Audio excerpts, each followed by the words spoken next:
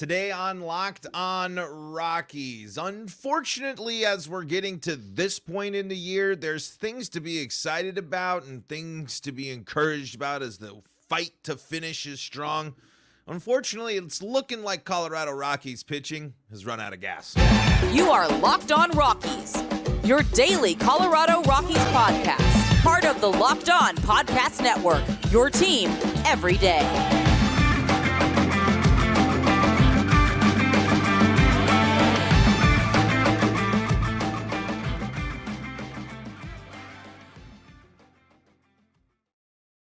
Rock on Rockies fans, welcome into the Locked On Rockies podcast for today, the 19th day of September in the year 2023. I am your host of the Locked On Rockies podcast, Paul Holden, bringing you your daily Colorado Rockies talk right here on the Locked On Podcast Network, where you can find your team every day.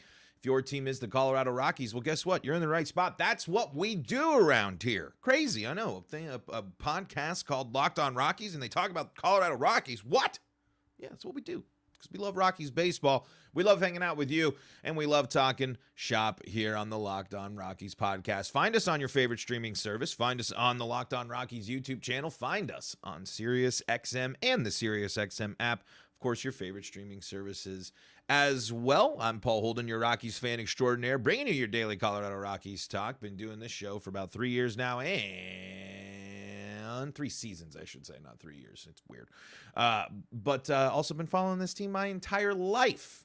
Never been a moment in my life where Rockies baseball has not existed nor played a factor or role. Season ticket holder. Family was a part of a season ticket holder package growing up.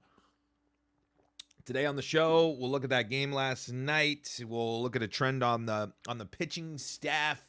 We'll look at just kind of how the Rockies are finishing things up here as we go through the last little bit of the season here. And man, I was encouraged by the comeback. You were certainly encouraged by how the Rockies have continued to look this season, at least of late. At the dish, I mean, this was a game that really could have gotten away from the Rockies and did get away from the Rockies there for a little bit, but to scored 6 unanswered runs for the Rockies and to put yourself right back in this game on top of the fact that this Rockies team was able to get a lead at one point in this game. Again, encouraging signs about the offense. So we'll keep talking about that. Keep talking Rockies baseball here on the Locked On Rockies podcast. Before we dive into everything today, today's episode is brought to you by Jase Medical. Empower yourself when you purchase a Jase case, providing you a personal supply of 5 antibiotics that treat 50-plus infections. Get yours today at jasemedical.com. That's JASE medical.com. All right. I forgot to update my little background here. Let me do that right now. We'll do it live right here on the show. You guys are going to see some behind-the-scenes magic. Wah! There we go. Let's dive into this game from last night, and more so into the unfortunate nature of the Rockies are just going to have to roll with it with starting pitching. Guys, they've really been in this mentality and in this spot for a while. Not a single member of the Colorado Rockies starting rotation is finishing the year this year, with the Rockies at least. I don't necessarily know if Jose Urena is on a team somewhere. If he is. Let's see. Jose Urena, I'm seeing Chicago White Sox. I'm seeing a last appearance on the 14th. 8 strikeouts for Jose Urena in his last start. Good for him. So it appears Urena still in the league and still playing ball there, but no member. Everyone else on the Rockies pitching staff hurt, not finishing the year. And that, of course, has led to multiple bullpen days in recent times. It has led to more pressure on Ty Block and him to be making more starts. And it's just a matter of the Rockies pitching staff is just kind of gassed. It's a overworked bullpen being looked to in more bullpen games. And, man, I as you look at the Rockies rotation or what's left of it, I mean, there's really no one there other than Chris Flexen. I mean, and now they're able to bring up some folks, and actually the big exciting news for the Rockies on the pitching front here is the Rockies are bringing back one of the big stories of the season here. They are bringing back Ryan Feltner after his fractured skull. Unfortunately, there he will be pitching today. I'm sorry, this tweet was from yesterday from Thomas Harding. So Rockies getting Ryan Feltner back, an incredible moment for him. I mean, holy cow! I can't even imagine. I mean, there's so many emotions that go through that. There's so much mental stuff on top of physically recovering from taking a screamer of a line drive off of the face. And I don't say that, I kind of say that with a light tone, but it just kind of highlights and makes you really like it. Moments like that and this recovery and everything are just remind you a little bit about how baseball can sneak up on you in the dangers of it, and can sneak up on you in the ways that mess with you. And with it being arguably one of the most mental games that out there, to rebuild the confidence, to rebuild the strength, to rebuild the everything, to step back up on the mound and pitch is one step. To do it against people is another step. To do it against the best in the business is another step. And I mean, man, it is, it's baseball. It's his love. It's his passion. It's what he does. It's what he knows. It's his job. I get all that. But that stuff doesn't take away from the fact that, holy cow, just would really make you think, man. I mean, it just would really, and it just kind of highlights and goes to show when athletes go through a gruesome injury, the amount of work it takes to get back to just competing is insane. And then to succeed at the major league level, at the professional level, is an incredible feat on top of it. So really great news for the Rockies there. No matter how the start goes, if he goes out there and he has a solid start, that's even better. But you feel much better. You just feel confident.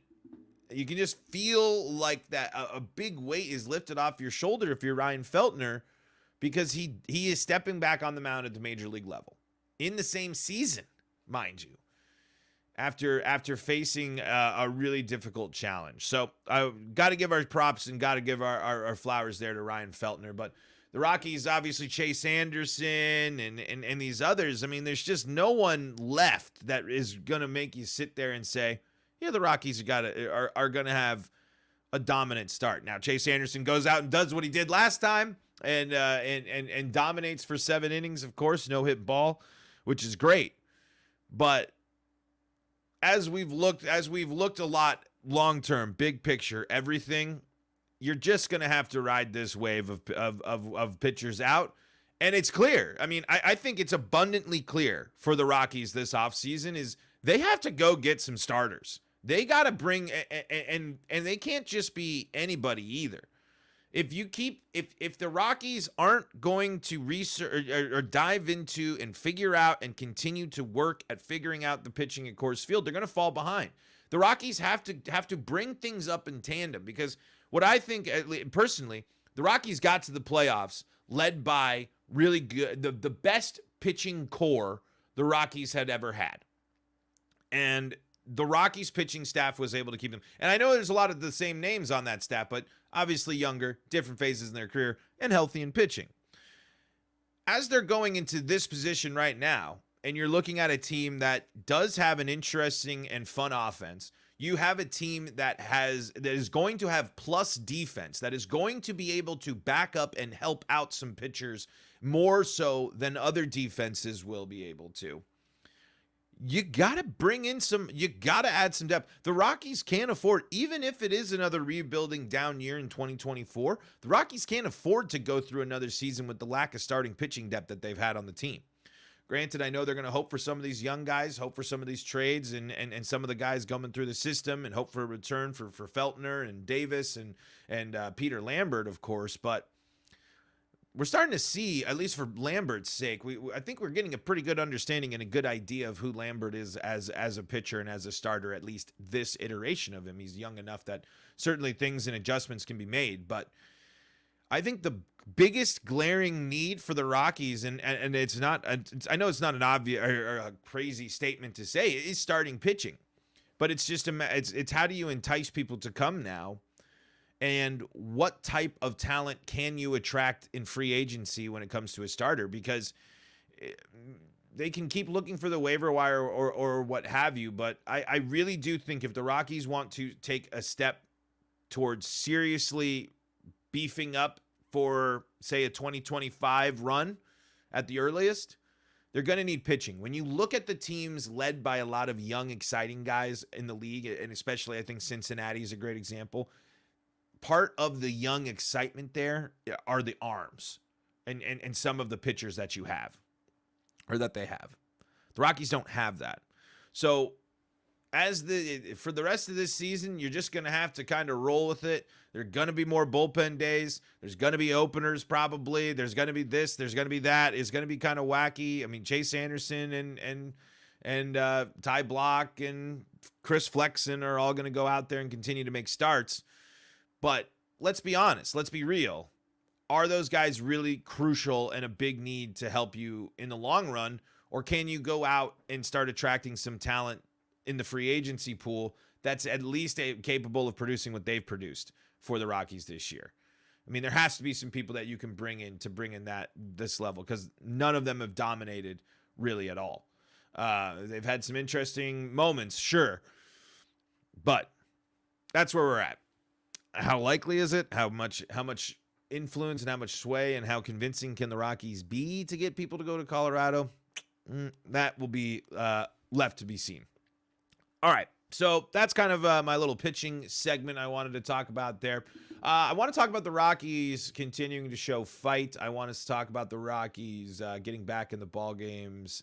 I want to talk about the Rockies continuing to be a hassle for the San Diego Padres coming up here in segment number 2. But before we do that, are you struggling to close deals? Cold outreach is wasting the time of both the buyer and the seller at every stage, especially when sellers are using shallow and outdated data. Your organization can overcome these challenges with technology that translates comprehensive, high-quality buyer data into real-time insights. We call this deep sales, and LinkedIn has built the first deep sales platform with the next generation of the LinkedIn Sales Navigator. Right now, you can try LinkedIn Sales Navigator and get a 60-day free trial at linkedin.com/lockedon. That is linkedin.com/lockedon for a 60-day free trial. Let LinkedIn Sales Navigator help you sell like a superstar today. Go to linkedin.com/lockedon and get started. That's linkedin.com/lockedon. This is the Locked On Rockies podcast for free and streaming on your favorite streaming service, bringing you your daily Colorado Rockies talk right here on the Locked On Podcast Network, where you can find your team every day. We appreciate you tuning in here and hanging out with us here on the Locked On Rockies podcast. You can find us on your favorite streaming services. You can find us on the Locked On Rockies YouTube channel, where your subscription is the best way to help the shows. And to all of you out there who have already subscribed to the Locked On Rockies YouTube channel, thank you so much. Really, really appreciate that. You can also find us on SiriusXM and the SiriusXM app. So if you're in the car there or driving along or got the phone and you pop up the SiriusXM app, you can search Locked On Rockies. You can also get your Colorado Rockies play-by-play action there as well. The Rockies fall last night in a game that was certainly a shootout, certainly another classic Padres-Rockies game, and another example of this team can score. This team has offensive potential. This team has the ability to score runs while also still being a team that struggles in terms of the strikeout. Another double-digit night of striking out for the Rockies. They're not, unfortunately, the strikeouts are not an outlier. They are more par for the course for the Rockies. It wasn't necessarily an overall clean game for the Rockies with 2 errors in the loss as well. And of course, 4 innings of kind of just getting hammered. 3 runs scored in the bottom of the third, 2 runs scored in the bottom of the fourth, and 5 runs scored in the bottom of the fifth for the Padres. But late in the ballgame, down a bunch, the Rockies offense continued to succeed and continue to get on base and continue to drive in runs. And sure, things were pretty far out of hand, but to make that a 2-run ball game and to do so on the road is the small little marker of that the pill of the loss is a little bit easier to swallow, because you like what you see from Brendan Rodgers. You're encouraged by the fact that Brendan Rodgers is returning and having some success. It kind of fluctuates a little bit there, and still not really the biggest sample size and best sample size, but it's great to see Brendan Rodgers go out and have an impact on games, and hope that with a healthy Brendan Rodgers, the Rockies wouldn't be in the position that they are in right now. Because of Brendan Rodgers, they can get back into ball games and the help of others. Chris Bryant wasn't, unfortunately, a tough night at the dish for him. But on the other vets, Ryan McMahon had a base knock as well. Charlie Blackmon, a couple of base hits there. But it's really goes back to show how great some of these young guys are really for the Rockies. I think Ezequiel, Tovar, and Nolan Jones continue to strut their stuff, continue to show there's a reason why the buzz around them is growing, and we'll talk more about those two in just a little bit. But again, I mean, it's just encouraging. I'm encouraged by these games. I'm encouraged. 9 runs on the road for the Rockies is a big deal, and like we talked about in the first segment, if the starting pitching wasn't so cooked, if the pitching staff wasn't in the tough situation that it's in right now, good chance the Rockies have a better shot in that game. I'm not saying they immediately win it, but they have a better shot. And that goes back to a lot of these ball games and a lot of games in the second half, especially. But it's still a loss, though. When you look at this game, it's another moment where you'll know the Rockies are back when they pull this comeback off. When they can do this on the road and when they can come back and complete the comeback, that's when you'll know the team is more legit than it is. But for now, you're encouraged that Montero is extending his on-base streak. You're encouraged by multi-hit games there from Nolan Jones and Brendan Rodgers. You're encouraged that Brenton Doyle driving in runs and getting a base knock there. And you're also still encouraged by the fact that Charlie Blackmon still looking pretty darn good. and when you look at things too for the Rockies, and as we were talking about pitching in the first segment, it's 3 out of the 5 pitchers that were pitching for the Rockies did great. Daniel Bard comes in after his return from the IL, gets a strikeout. Nick Mears doesn't allow any over an inning. Jake Bird gets a strikeout and allows 1 hit over, but an otherwise clean inning for him. So damage mostly done in the beginning, but yeah, I just am. It's great to see this team still have the energy and still doesn't count themselves out of ball games late. I mean, it's easy to pack it in at that point, and as they are professionals and such, I know they don't, but it's just the nature of the beast sometimes, and to see it almost slip away, man, it would just been a really nice way to just continue to infuriate and frustrate a really big Padres crowd. I mean, the fans have not been turned away by a disappointing season by the Padres. That's certainly, I think they were saying it's one of the most attended seasons or the most attended season of all time. So good for them. Just hope the Rockies were able to pull off the full late comeback, but still encouraged by that. Still think it's at least something to a silver lining amongst the sadness there of a loss from and another close loss in a game that was not close, was far from close at one point. So we'll take it. And that's got to be that's where my mindset is for the rest of 2023. It was a loss, but I'll take a Nolan Jones home run. Let's get into Nolan Jones or Ezequiel Tovar and continue the conversation of two exciting rookies here in our third segment. But before we do that, got to tell you about our friends at Jase Medical. Modern medical care and treatment are important, and so is your access to it. But things like pandemics, natural disasters, and foreign travel may cut you off from the treatment you need. Jase Medical is your solution. Just fill out their online form, and one of Jase Medical's board-certified physicians will review it to determine whether medications are safe and appropriate. Then, Jase will send your prescription to one of their partner pharmacies, where your order will be filled and mailed directly to your home. You can also send your physician a message for answers to treatment-related questions at any time. Everyone should be empowered to care for themselves and their loved ones during the unexpected. That's why Jase Medical offers the Jase case. Save more than $360 by getting these antibiotics with Jase Medical, plus an additional $20 off by using the code LOCKEDON at checkout on jasemedical.com. That's JASE medical.com. This is the Locked On Rockies podcast. We're free and streaming on your favorite streaming service, bringing you your daily Colorado Rockies talk right here on the Locked On Podcast Network, where you can find your team every day. You can also find us on the Locked On Rockies YouTube channel, SiriusXM, and the SiriusXM app as well for more Locked On Rockies. You can also find us on your favorite streaming services, of course.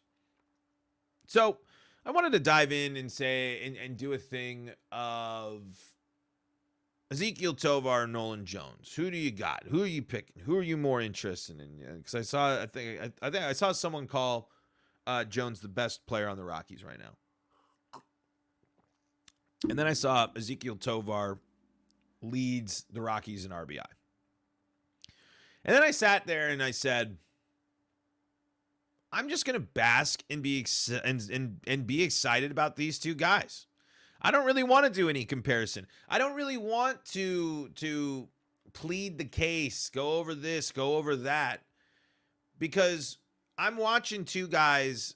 When I watch Tovar and Jones this season and go through this stretch and go through this tough year, I look at them as the kind of the beacons, kind of the ideas, and kind of the ways that why are you a Rockies fan? Who's on the Rockies? It's like those guys, man. Because when you know and when you follow the Rockies and when you watch those players now, you get to kind of know and appreciate. It's the same thing with Arenado and Story. Watching those guys and then knowing what the Rockies had and then watching them develop into what they did for the Rockies was incredible. And same with John Gray and the other players. And you can go even deeper than that. So when I see these two, and when I see the impact that they have, both sides of the ball, and Jones doing it in less time, and Tovar bouncing back from a slow start offensively, that's the stuff that gets me excited. And so to sit and compare, I mean, I think you could probably argue if Jones had as many at bats and everything as Tovar this year, he might be the better player this year. But I don't really care. You know what I mean? I don't really care because the Rockies made a smart move, and he continues to be someone that really fits well with the Rockies. He continues to be someone that is contributing, and he's contributing at a great level. So is Ezequiel Tovar. To lead the Rockies in RBI, very impressive. And, you know, and when you really look at it and the possibility, I'm still opening the door, probably more so for Nolan Jones than Ezequiel Tovar, but Nolan Jones could flirt with a 2015, 20 home runs and 15 stolen bases. Ezequiel Tovar's already could be a 15-15 player. I know those are just, you know, putting them in those clubs that I know aren't as nearly as impressive as other ones, but those are just solid. Those are just, it's just, if this is the baseline for these guys, then the sky's the limit. And it's exactly the type of stuff to get encouraged and excited about and look for. And again, all likelihood 2024 is a mess as well, depending on how much the Rockies change things up and free agency and all that stuff. But next year, I feel pretty darn confident that the questions have been answered about Ezequiel Tovar, and I think Nolan Jones only has room to improve, only has room to go up, and will be someone that can get the Rockies back, be a 20 home run hitter for the Rockies, potentially even more so. If he gets in a nice groove, if he continues to develop and he continues to grow as a hitter here, that's going to be great. Mixed in on top the Monteros and stuff. So, instead of pitting them against each other, but in case you're curious, Nolan Jones does have the higher WAR, according to Baseball Reference, of 3.3 to Ezequiel Tovar's 2.7. And so, in case you want to compare those numbers for that, but it's instead of pitting them against each other to say I like this more than this and I like this more than this, I'm just glad that the Rockies have another set of young guys that we can look to and watch, and hopefully in a couple of years say, we knew it then, it's on full display now. Because when it works for the Rockies, it looks good. And the possibilities can go up from here. It's just, will they go up from here? I'll believe it when I see it. So, anyway, that's kind of my little spiel there. I'm just again, another night where I sit there and I'm just incredibly impressed with both of these players, both of their impacts on the game this year, and both of their abilities to contribute there on both sides of the ball. So, really good stuff from them. Okay, folks, that is going to do it for today's episode of Locked On Rockies. Thank you so much for joining us here on today's episode. Rockies are taking on the Padres in another matchup. I know, crazy. First pitch is scheduled for 7:40 p.m. there tonight, Mountain Time, and like I said, it should be the return for Feltner. No, I'm sorry, not Feltner. No, it is Feltner. The return of Ryan Feltner on the bump for the Rockies tonight. So that's your thing to watch tonight. That's the exciting part there. Enjoy that and enjoy your Rockies baseball for the evening. Until you tune in tomorrow, why don't you go make Locked On Broncos, Locked On Avalanche, Locked On Nuggets, and Locked On Buffs your second listen of the day. Thank you so much for finding us on the Locked On Rockies YouTube channel. And until next time, this is Paul Holden saying so long from the Locked On Rockies podcast.